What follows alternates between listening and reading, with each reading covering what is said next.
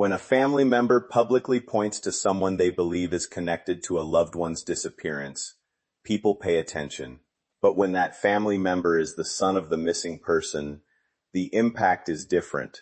It changes how the public views the case. It changes the questions investigators are asked. And sometimes, it changes the direction of the conversation entirely. That is exactly what happened in the case of Nancy Guthrie. For months, people following the disappearance of the 84-year-old Arizona woman searched for answers. Investigators examined evidence. Family members waited. Community members hoped for a breakthrough. Yet despite all of that attention, one question remained unanswered. What happened to Nancy Guthrie? Then something unexpected happened. Nancy's son broke the family's public silence and pointed to one man. The name he spoke was Tommaso Cioni. The moment that name entered the public discussion, many people began looking at the case differently. Not because naming someone proves anything. It does not. According to investigators, evidence determines the direction of a case, not public opinion. But when someone this close to the situation speaks openly, people naturally want to understand why. What did Nancy's son know? What led him to make such a serious statement? And why did he feel the need to say it publicly? Those questions have become just as important as the disappearance itself. To understand why, we need to go back to the beginning. Nancy Guthrie was 84 years old. Friends and family described her as a respected retired educator who had spent decades building a life in Arizona. She lived in the Catalina foothills area near Tucson, a community known for its desert landscapes, mountain views, and quiet residential neighborhoods. People who knew Nancy described her as independent despite her age. Like many older adults, she had routines. She had family. She had a home she knew well. She had a life that followed familiar patterns. Then one day, those patterns were broken. According to reports, Nancy disappeared under circumstances that immediately concerned both family members and investigators. As the search began, authorities worked to establish a timeline. Where had Nancy last been seen? Who had spoken with her? Who had visited her? What activities had occurred during the hours before she vanished? Those questions are common in missing person investigations. They form the foundation of everything that follows. In Nancy's case, investigators reportedly gathered information from family members, neighbors, surveillance systems, and other available sources. They examined the area around her home. They attempted to reconstruct the sequence of events leading up to her disappearance. At first, like many investigations, the case appeared to be a puzzle made up of incomplete pieces. There were facts, there were timelines, there were observations. But there was no clear explanation, and that uncertainty created room for speculation. People online began discussing theories. Some focused on the possibility of an accident. Others wondered whether Nancy had encountered someone she did not know. Still others believed investigators might be missing something important. The story attracted attention because of one simple fact. An 84-year-old woman does not simply disappear without raising serious concerns. That detail mattered for a reason. Nancy was not someone who could easily travel long distances unnoticed. She was not known for suddenly leaving without informing those closest to her. Family members wanted answers. The community wanted answers. Investigators wanted answers too. As weeks passed, attention increasingly focused on the final known period before Nancy disappeared. The hours before a disappearance often become the most important hours in an investigation. People retrace movements, phone calls are reviewed, witness accounts are compared, surveillance footage is examined. Every minute matters. And in this case, according to local reporting, surveillance footage became one of the most discussed pieces of evidence. The cameras did not provide a complete answer. In fact, many observers found them frustrating. They appeared to capture activity in the area, but not necessarily the kind of clear, unmistakable evidence that immediately solves a case. Still, investigators continued reviewing information. They continued building a timeline. And they continued looking for anything that might explain what happened. But there was another layer to the story that the public knew very little about: the family.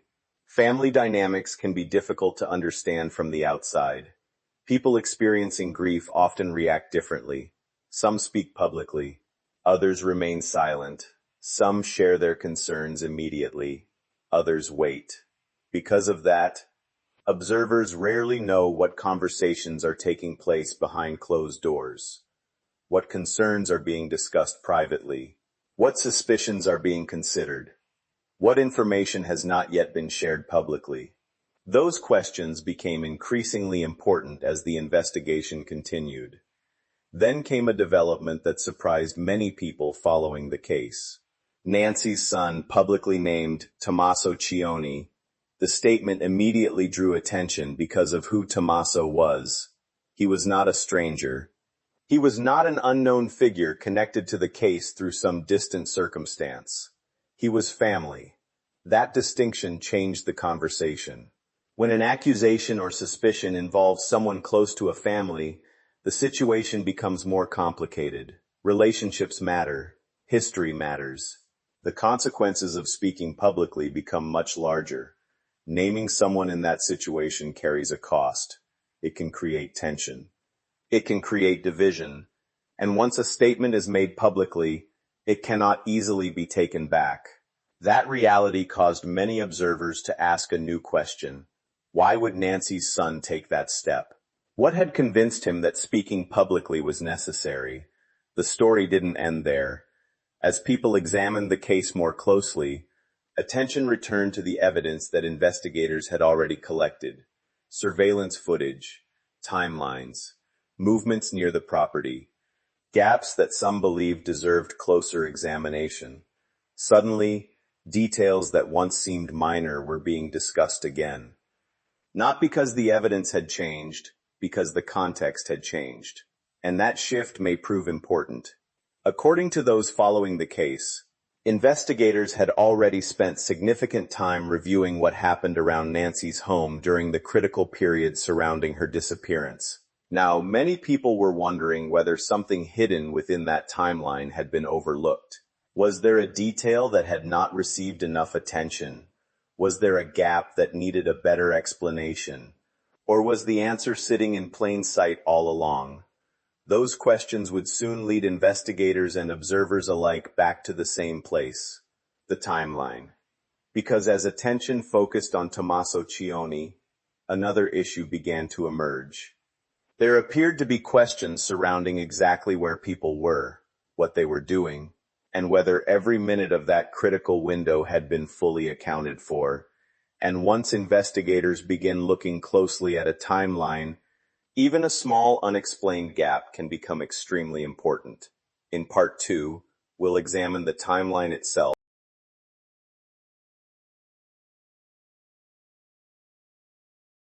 By the time Nancy Guthrie's son, publicly named Tommaso Cioni, investigators had already spent months trying to answer a question that remained frustratingly simple. What happened during the hours surrounding Nancy's disappearance? The challenge was not a lack of information. The challenge was that much of the information appeared incomplete. Investigators reportedly had surveillance footage. They had witness accounts. They had timelines. What they did not have was a clear sequence of events that explained how an 84-year-old woman could disappear from her own home without leaving behind obvious signs of what happened. That is where the timeline became critically important. In any missing person investigation, timelines serve as the framework around which everything else is organized. Investigators want to know where people were, when they were there, and whether those movements can be independently verified. Most of the time, timelines contain small imperfections. People forget exact times. They remember events differently. They estimate rather than recall precisely. That alone is not unusual. But investigators pay close attention when questions emerge around a specific period that may overlap with key evidence. And according to reports surrounding the Guthrie case, attention increasingly focused on a particular window of time connected to surveillance footage gathered from the area around Nancy's property. The cameras themselves were not part of a coordinated security network. These were ordinary residential systems installed by homeowners. Some were mounted near driveways. Others monitored front doors. A few covered portions of nearby streets. Each camera operated independently. Each had its own angle, recording quality, and field of view. As a result, investigators were not looking at a single continuous recording. They were looking at fragments, pieces of a larger picture. That detail mattered for a reason. People often assume surveillance footage works like it does in movies, where investigators can simply rewind and watch every movement from beginning to end. Real investigations rarely work that way. Camera angles create blind spots. Motion sensors activate and deactivate. Images can be grainy. Critical moments may occur just outside the frame. And according to reporting on the case, some of those limitations became important here. As footage was reviewed, investigators reportedly identified activity occurring near the site of Nancy's property during a period considered relevant to the investigation. The movement itself did not immediately provide answers. No clear identification was made. No dramatic revelation appeared on screen. Instead, investigators were left with something much more difficult to interpret. Possibility. The footage suggested activity, but exactly what that activity represented remained unclear. This is where things became more complicated. When investigators first examine surveillance footage, they are often searching for something obvious. A recognizable face, a clearly identifiable vehicle, a direct sequence showing arrival and departure. If those elements are missing, footage may initially appear less significant than expected, but as investigations continue, evidence is frequently reviewed again. Fresh eyes sometimes notice details that were overlooked during earlier reviews. Questions that did not seem important during the first examination can become far more significant later. That appears to be part of what happened in Nancy's case. As investigators continued evaluating available information, attention reportedly returned to footage that had already been reviewed, and when it was examined again, certain movements near the property generated renewed interest, not because investigators suddenly knew exactly what they were seeing, because they wanted to better understand how those movements fit within the broader timeline. What happened next raised even more questions. According to discussions surrounding the case, investigators became interested in whether the activity captured on camera aligned with known accounts of who was where during the critical period. That may sound straightforward. In practice, it can be incredibly difficult. People's movements are reconstructed through a combination of statements, digital records, surveillance footage, witness observations, and other evidence. Each source provides only part of the picture. Investigators compare those pieces to see whether they fit together. Sometimes they do, sometimes they don't. And when they don't, investigators want to know why. At the center of those questions was Tommaso Cioni. As public attention intensified following the statement made by Nancy's son, observers began focusing on reports of potential gaps within the broader timeline. To be clear, a timeline gap is not proof of wrongdoing. Investigators encounter them frequently. People misremember events. Records can be incomplete. Ordinary activities often leave no trace at all. But when questions about timing overlap with evidence that investigators already consider important, those gaps naturally receive additional scrutiny. That wasn't the only unusual development. The absence of certain evidence also attracted attention. According to discussions surrounding the investigation, there were questions regarding vehicle activity near the property. If Nancy left her home during the relevant period, how exactly did that happen? An 84-year-old woman with limited mobility would not be expected to travel far on foot. Investigators, therefore, had reason to consider transportation as part of their analysis. Yet reports suggested there was no straightforward visual record showing a vehicle arriving and leaving in a way that answered every question. Again, that does not necessarily mean anything improper occurred.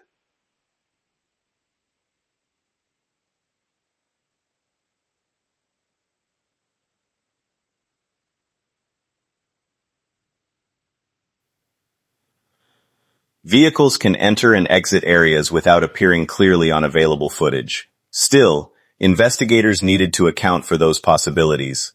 Every missing piece mattered. As public discussion continued, another aspect of the story began attracting attention: the family itself. Families facing tragedy often experience internal disagreements about what happened. Some members trust the investigative process completely. Others become frustrated by a lack of visible progress. Some develop theories based on information they believe is important. Others urge caution. Those differences do not necessarily indicate conflict. They are often natural reactions to uncertainty. But Nancy's son's decision to publicly identify Tommaso suggested that something significant had changed from his perspective.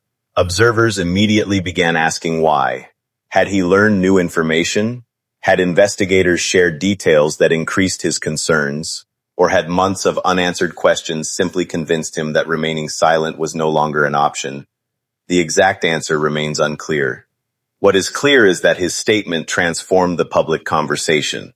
Before he spoke, many discussions focused primarily on Nancy's disappearance itself. Afterward, attention increasingly focused on relationships, timelines, and the possibility that someone close to Nancy might possess information crucial to understanding what happened. Investigators often say that family cases are among the most complicated they handle, not because the evidence is always more difficult, because emotions, relationships, and history become part of the investigation. Every interaction matters, every statement matters, every inconsistency matters. And in the Guthrie case, those factors appeared to be converging around one central issue: the timeline. Because investigators were not simply asking whether someone had been near the property, they were asking whether every part of the timeline could be fully explained. And according to those following the case, that question remains one of the most important unresolved issues today. Was there an innocent explanation for every gap? Did the surveillance footage ultimately support or challenge existing accounts? And most importantly, what information convinced Nancy Guthrie's son to publicly point toward Tommaso Cioni, despite the enormous consequences that decision could carry for an already grieving family? In Part 3, we'll examine the theories that emerged, the questions investigators continue to pursue, and where the Nancy Guthrie case stands today. By this point, the Nancy Guthrie case had evolved far beyond a simple missing person investigation. What began as a search for an elderly woman had become a story involving unanswered questions, disputed timelines, surveillance footage, family relationships, and one public accusation that changed how many people viewed the entire case. Yet despite the growing attention, one fact remained unchanged: Nancy Guthrie was still missing. And that reality continues to shape every discussion surrounding the investigation. As investigators worked through the evidence, observers naturally began asking whether the available pieces fit together into a coherent explanation. The challenge was that each piece appeared incomplete on its own. The surveillance footage raised questions but did not provide definitive answers. The timeline attracted scrutiny but did not conclusively establish what happened. The public statement made by Nancy's son introduced a specific direction, but it was not itself evidence. Instead, investigators were left with a collection of facts that needed to be examined together. This is often how complex cases unfold. There is rarely a single breakthrough that instantly resolves everything. More often, investigators build their understanding gradually. One detail leads to another. One question uncovers a second question. A timeline is tested against evidence. Evidence is tested against statements. Statements are tested against other facts. Over time, a clearer picture may emerge, or it may not.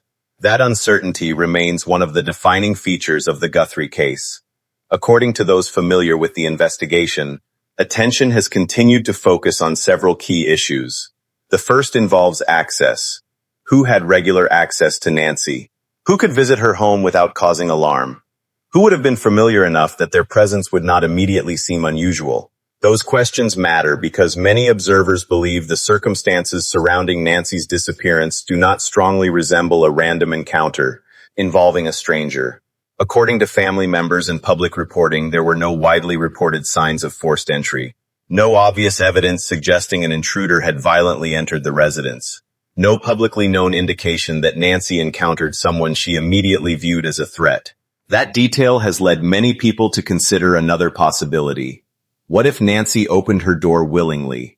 What if the person she encountered was someone she knew, someone she trusted, someone whose presence would not have caused concern?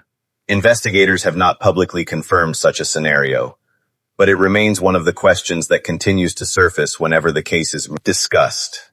There was another issue investigators reportedly examined closely: potential motive.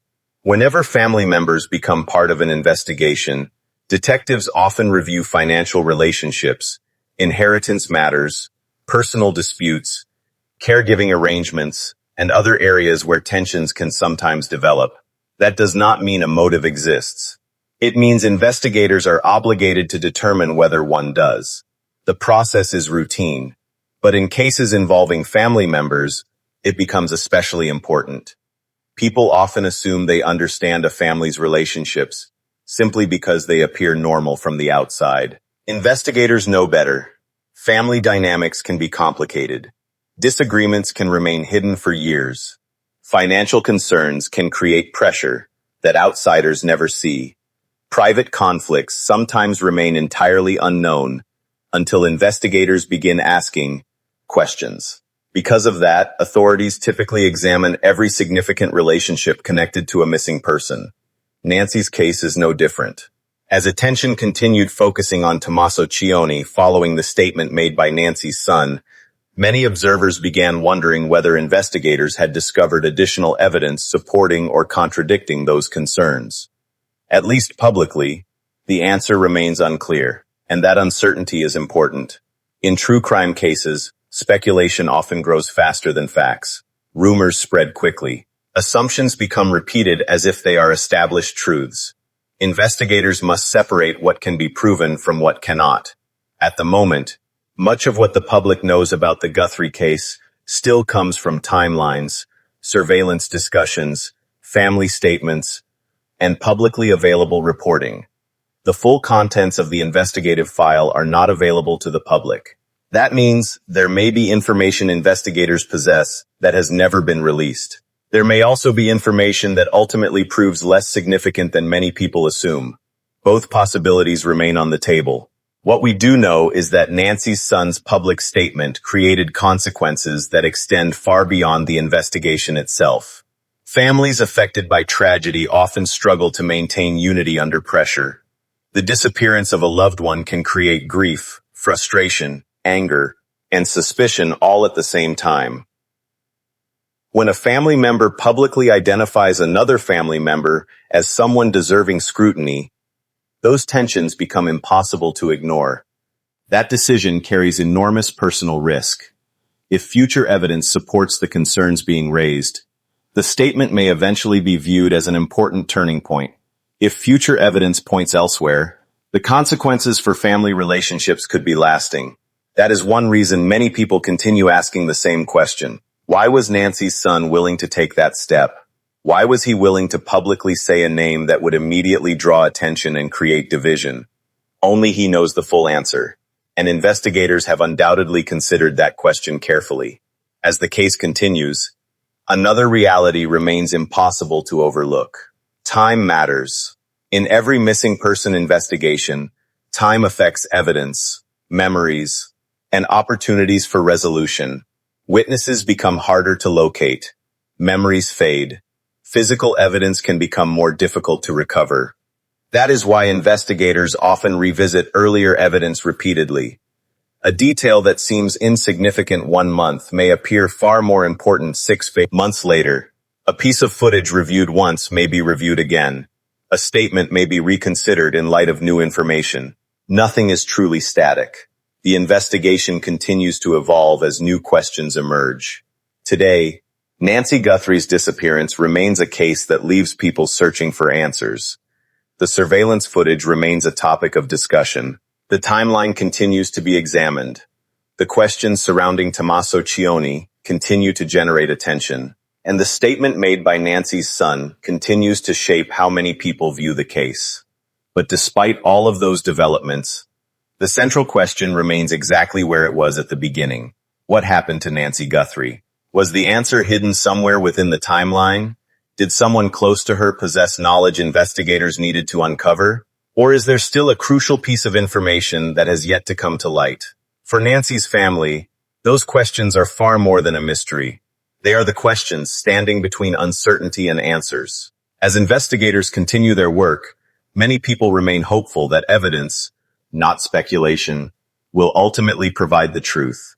And until that happens, the case remains open in the minds of those who continue following it. What do you think is the most important unanswered question in the Nancy Guthrie investigation? Let us know in the comments below. And if you enjoy detailed true crime stories that focus on facts, timelines, and ongoing investigations, be sure to subscribe so you don't miss future cases.